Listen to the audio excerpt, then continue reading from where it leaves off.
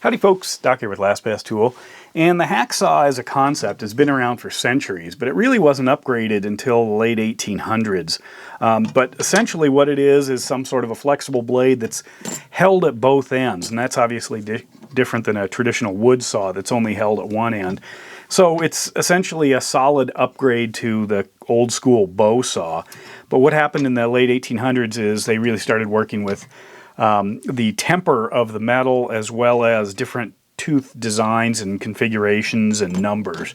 So obviously the hacksaw has come a long way, but now essentially it's just down to the frame, since a lot of the blade technology is fairly well dialed in. I'm certainly excited about some new technologies, but overall it has to do with the options of a frame. So this is one of my first hacksaws, an old Craftsman made in the USA, classic design.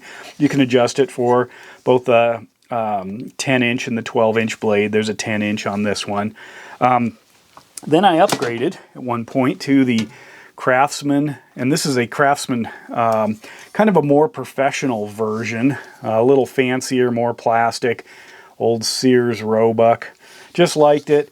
And this was using more of a cantilever design to hold the blade tension. But this is limited in terms of not only how much tension you can put on the blade, but the plastic components, trying to turn a little wheel to really ramp up the tension on the blade. So it's somewhat limited that way.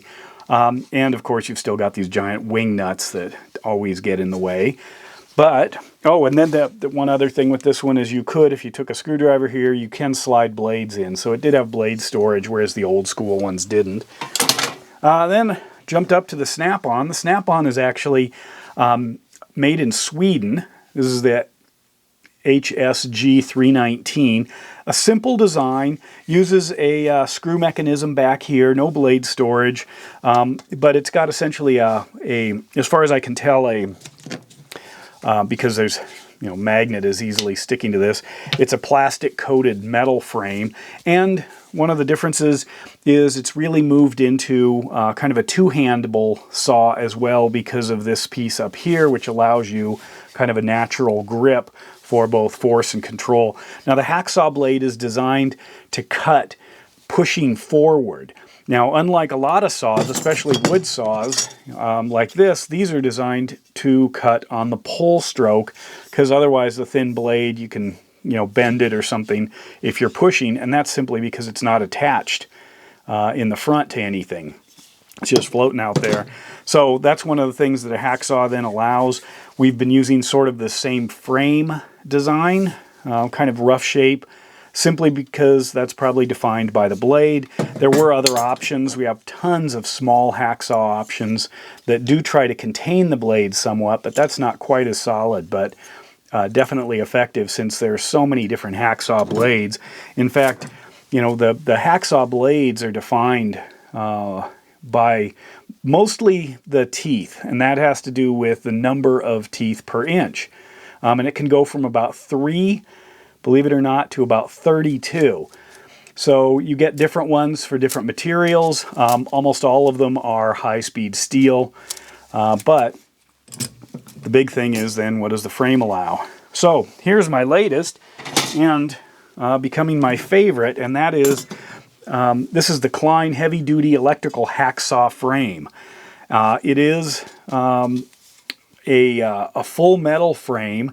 There is some adjustability, but basically what we've got is a huge cantilever mechanism down here that allows, according to Klein, 30,000 psi of stretch.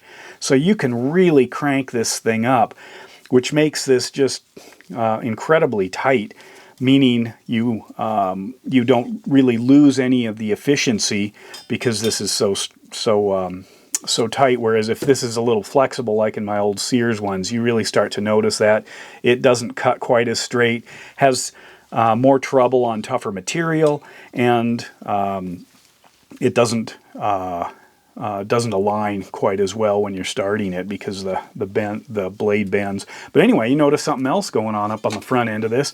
This has the ability to drop essentially like a kind of a Sawzall style blade, or reciprocating saw blade, or anything you want that fits in that standard. Take that out so you can see that standard blade, allowing you a lot more clearance, being able to reach up in between things. So you can store this in the back and then put it on as needed, so you don't need a separate saw. This obviously has both 90-degree and 45-degree blade attachments. On the back end, just a simple little pop-up here, and you can load it with quite a few blades, different needs. And then, of course, you can see there's plenty of room for dropping that in. So essentially this whole area up here has blade storage or other storage. Sometimes people oil the blades, keep that in there. But this is really the big thing here, is if you look at the lever arm, and it's also screw driven, just incredibly strong. So I'm glad that Klein is continuing to innovate. This is the 702-12, and it's a 12-inch design, but it does have just a super robust feel. This is by far the sturdiest hacksaw. A lot of times I am using the electrical tools, but these are just enormously effective. Great design. Probably the most comfortable front end. If you look at that, compare that to the snap-on front end, you know, it just dwarfs it. So there's plenty of room up there to grab a hold of this to really do some hard work. And then it's way better than trying to grab the front end of one of these things. And of course, this is almost a non-starter, trying to grab those. But anyway, hacksaw development, evolution. Since the blade is kind of stalled out as far as I know, obviously there's some material differences, it's up to the frame. So what would be the next? You know, I wouldn't mind seeing a carbon fiber frame. Of course, this thing sells for around 30 bucks, a little less.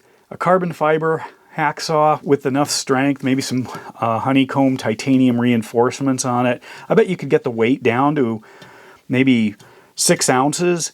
But I imagine the price would probably, hopefully, stay in the 3 digits, but I wouldn't be surprised if it went into the 4 digits. But for now, here we go. The state of the art in hacksaws. And with that, Doc out.